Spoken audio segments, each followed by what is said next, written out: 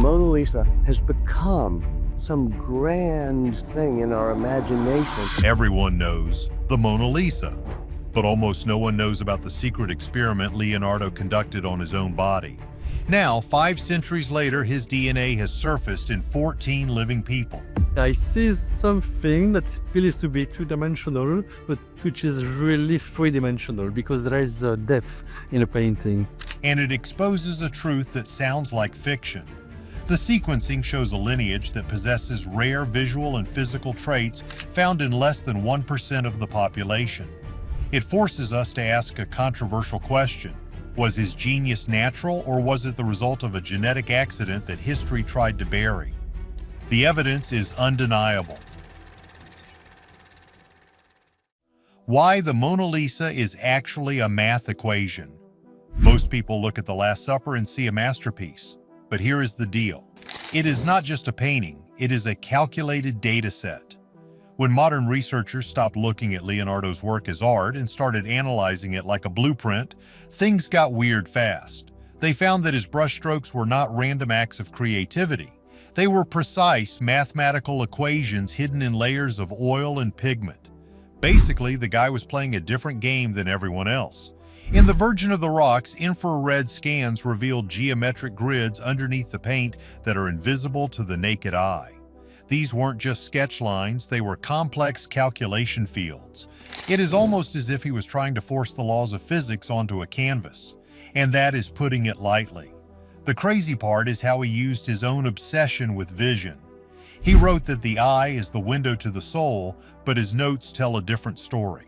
He believed sight was the only way to understand the raw code of the universe. He was building lenses and prisms 200 years before the science of optics even existed. He was trying to hack reality. Then you have the Mona Lisa. When they hit that painting with ultraviolet light, they found a ghost underneath. A second figure painted and then erased by Leonardo himself. This wasn't a mistake. Neuroscience now tells us that these hidden layers mess with your brain. They create a subconscious reaction that confuses your eyes. That is why her smile seems to flicker. He didn't just paint a woman, he engineered a psychological trick to manipulate how you feel. It gets even stranger. If you plot the locations of his major paintings on a map of Italy, they line up in a perfect geometric pattern centered near his hometown. Some experts think this was a spatial code, a giant invisible signature he left across the country. It makes you wonder if these paintings were ever meant to be art at all. They look more like pieces of a giant puzzle he left behind for someone smart enough to solve. But there was one problem. To fully understand the machine, you need the builder. And when historians went looking for Leonardo's body to see if his physical brain held the final key, they found something that made no sense. But when they opened his tomb, the truth was missing. What they found in the empty crypt. Here is where the story goes off the rails. You would think the most famous man of the Renaissance would have a massive monument, right? Wrong. Leonardo was buried in 1519 in a chapel in France. But less than 3 centuries later, that chapel was wiped off the map. During the chaos of the French Revolution, the building was torn down stone by stone. The official story is that the mob looted the graves for lead and jewelry, but records from that time are strangely silent about Leonardo's specific tomb. It is like he just evaporated. But here is the catch. Local legends claim that monks saw the destruction coming. They supposedly dug up his bones in the middle of the night to hide them. For years, historians laughed this off as a fairy tale. Then, in 1863, an excavator found a skeleton in the ruins. It had a fractured skull and massive hands. Near the body, they found a stone with the letters LDV. So, case closed, right? Not exactly. The King of France, who was Leonardo's best friend, never wrote down where the tomb was. Leonardo's own student, who inherited all his papers, never mentioned the burial site. It is suspicious. It is almost like they were protecting something. Modern science tried to step in. In the 2000s, they tested those bone fragments found in the 1800s. The DNA was too damaged to give a clear result. But isotope testing, which tracks where a person grew up based on the water they drank, showed minerals from central Italy, not France. That raised a huge red flag. There is a theory that his body was smuggled back to Italy immediately after he died. Archives show a mysterious shipment marked only with a mirror symbol, Leonardo's signature, arriving in Florence around that time. Why all the secrecy? Some think the church was terrified of what an autopsy on Leonardo would reveal. Remember, this man was dissecting bodies and writing about the soul as a physical mechanic. If his own body showed signs of his experiments, it would have been heresy. Ground-penetrating radar has recently found a sealed chamber beneath the old chapel site in France. It has never been opened. It might hold the real bones, or it might hold the documents explaining why he had to disappear. But until that seal is broken, we are left with a massive gap in history. The body was gone, so they started hunting for his blood. The living ghosts of Da Vinci. Since they couldn't find the skeleton, scientists decided to do something impossible. They decided to hunt for Leonardo's DNA in the living. They shifted the search from the graveyard to the streets of Italy. Two historians spent years digging through dusty church records in Tuscany. They were looking for a needle in a haystack, a continuous father-to-son line stretching back 600 years. It sounds crazy, but they found it. They traced the lineage from Leonardo's grandfather down through the centuries, dodging wars, plagues, and lost documents. And get this, they found 14 living descendants. These aren't famous artists or billionaire inventors, they are regular guys. A baker, a retired clerk, a steel worker. They had no idea they carried the genetic code of the smartest man in history. They were just living their lives in the suburbs of Florence. The scientists collected saliva samples to isolate the Y chromosome. This specific package of DNA passes almost unchanged from father to son.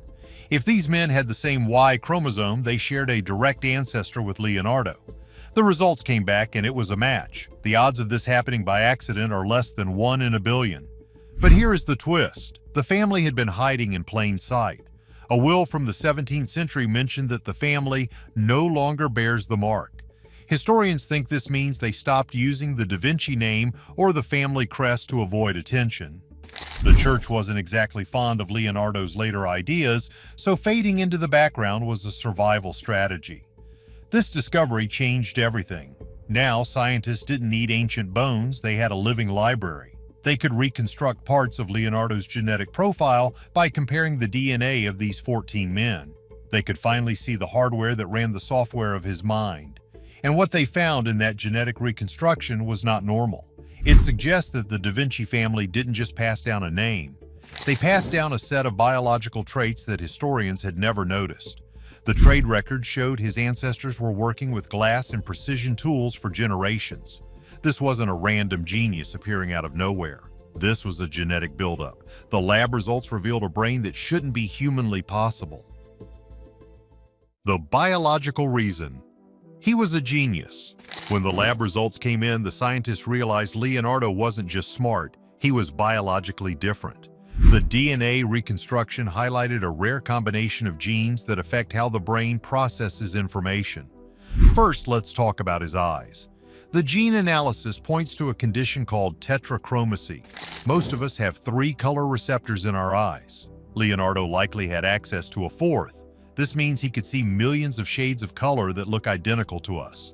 It explains why he could paint transparent veils and atmospheric dust with such insane accuracy. He wasn't imagining it. He was literally seeing it. Then there is his brain wiring. The markers suggest high-speed signal transmission between the left and right hemispheres.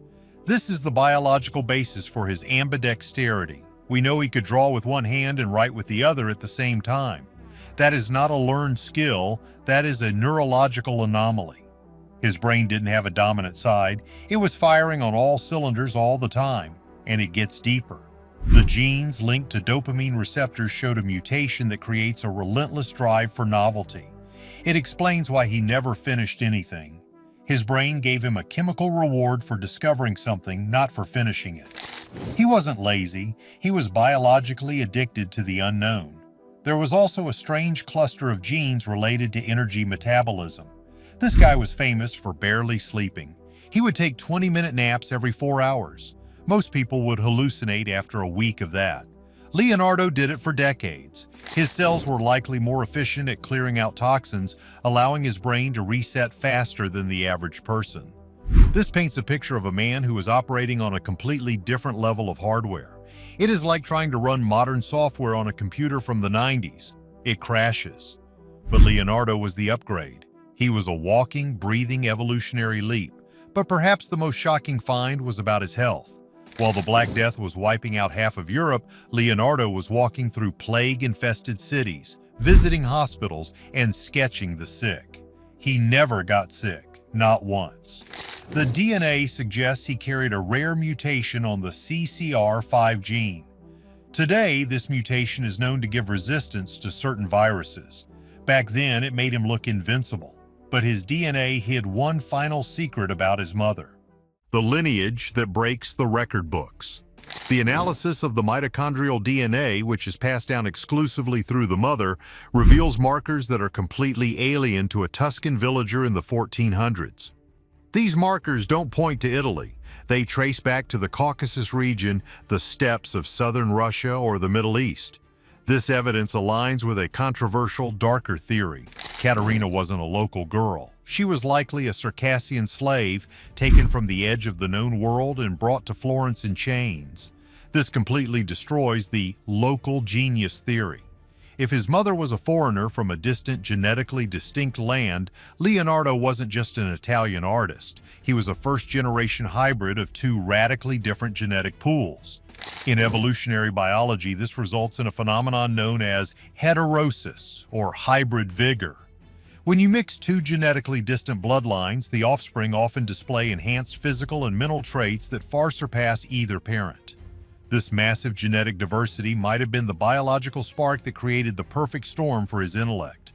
But let's push this theory further. New theories suggest this genetic cocktail gave Leonardo distinct biological advantages that border on the superhuman. Consider his vision. Art historians have long noted his ability to paint the atmosphere itself, sfumato. But biologists now speculate that Leonardo may have possessed tetrachromacy, a genetic mutation usually found in birds and reptiles, very rarely in humans, which provides a fourth cone in the retina. While normal humans see 1,000,000 colors, a tetrachromat sees 100 million. He literally saw a world that was invisible to everyone else. Furthermore, his ability to capture water in motion, freezing the chaos of a splash centuries before the invention of the high-speed camera, suggests he had a higher flicker fusion rate. His brain processed visual information faster than the average human.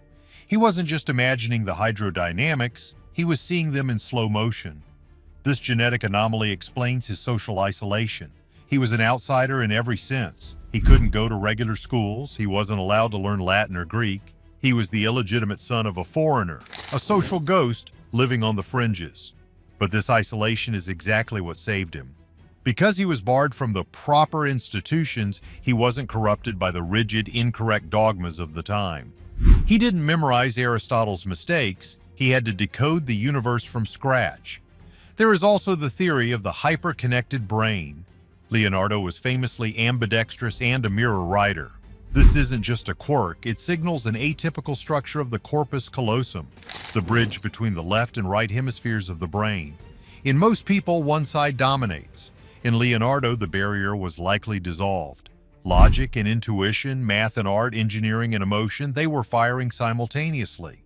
He didn't have to switch modes, he was running a neurological operating system that wouldn't exist in the general population for another millennium. His DNA reconstruction suggests he had a biological edge in almost every category: vision, immunity, brain processing, and stamina. He was, by definition, a distinct biological variant. So here's the question that should keep you up at night. If Da Vinci's genius was written in his code, how many other superhumans have we missed because we didn't have the tech to find them? Hit like if you think we are just scratching the surface, and subscribe for more biological mysteries.